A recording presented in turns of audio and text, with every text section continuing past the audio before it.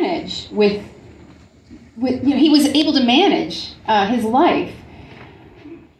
But it's been 2 years, and I feel like, I am not the perfect mom, but I loved my son from before he was born. I just was in love with this little person. And he was born, he had these beautiful baby blonde boy curls. He was just incredibly active and enthusiastic and kind. And we lost that.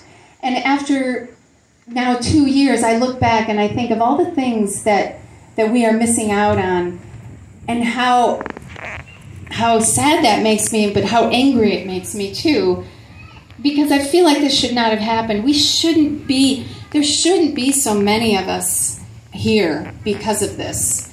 I feel like it's really important that we're here together now, telling our stories, hearing stories. I'm sure my story is not unlike many of you and yours, but if we don't speak them, if we don't keep putting it out there, we're, like Laura said, it's still going to be a stigma. We're afraid to talk about it. It's uncomfortable. It's not something I really want to, just talk about with just anyone, but I do. I do. And I do it for Joe, and I do it for my daughter, our daughter.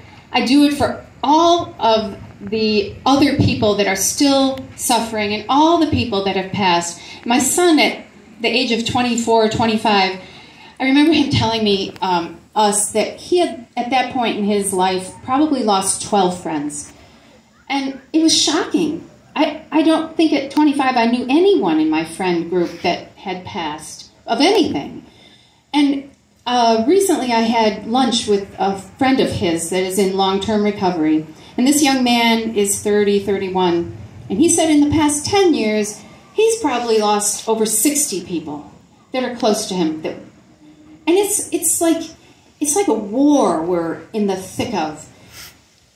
And more people have died from this disease than in all the wars thus far in this world that we are living in. And I just feel this deep sense of wanting to throw out more and more compassion and more understanding and more forgiveness, to develop more of a kinship with us and with people that are struggling with the disease of addiction. The disease of addiction, it is a disease. It needs to be understood that way by all of us, by the communities that we live in, by our neighbors. It's not going to be easy, and a lot of people fight back, and it's too bad, but I think until we start really treating this disease as it needs to be treated, for our sons, in our son's case, I believe he really needed long-term treatment, I mean like a year, because once he was so deep into that active addiction of using heroin, his brain had been altered so much that it was going to take a miracle, if not for some serious medical treatment and serious acceptance of the fact that this is a disease and we need to treat it like that, and get some help from our insurance companies, and not just put people in these situations where they're not just completely in agony from the destruction they're seeing in their loved ones and their families. They also have to go into deep debt. It shouldn't be that way.